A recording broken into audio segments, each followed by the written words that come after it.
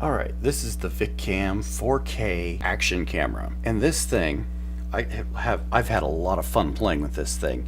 It's got a 20 megapixel camera on it, so you can take some really sharp pictures with this thing. Now, when you buy this thing, you can actually get a whole bunch of accessories with it. All of this stuff here.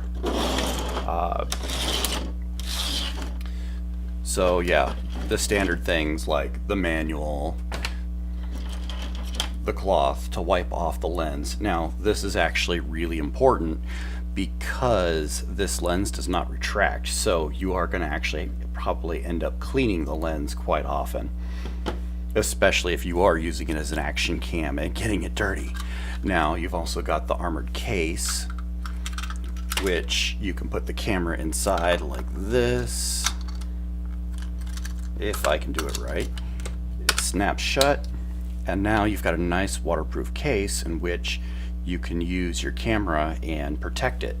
Now, it's a fairly cheap camera, cost-wise. Quality-wise is actually pretty good, but it's fairly cheap, so you don't have to worry about, well, risking it. I mean, you are going to worry because you're not going to want to, blow your money just to blow your money, but you can put it in interesting places, like on the front of your truck when going mudding, or on your rifle when you're hunting, or on your motorbike when you're cruising around.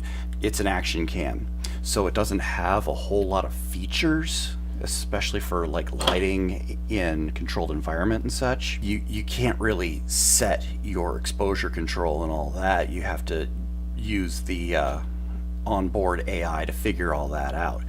But in an action environment, you don't really care about that so much, because everything's changing, so you want something that can adapt on the fly. So it's an action camera. Use it as an action camera. Also, I took the little panel off here because it takes time to get into it and get out of it. You can charge through your USB port here, and then you've got your little memory card right there. So you can store, you can get up, I think I've got a 64 gig card in there, so you can store quite a bit on there. And you are going to want a big memory card on there, because 4K video takes up a lot of space. And really, if you get this, you're going to be wanting to use it for the 4K video. So it records at 4K for at 24 frames a second. So that's what it looks like powering on. And this thing has a touch screen, which is really neat, because you can go in there and you go, okay, we're on ultra high def right now, and let's go to 720, but at 120 frames a second. So we get it in there, and what this is useful for is recording your slow motion shots. So I'll make sure to drop some footage in here of it recording in slow motion, because you definitely want to see that effect. You would probably use it for B-roll footage, or you'd put music over instead. Speaking about the microphone's not very good, and when you're in the armored case, you're not going to be able to hear anything anyway. So you're going to want some kind of external audio if you want audio, or you're going to want to include music, something along those lines.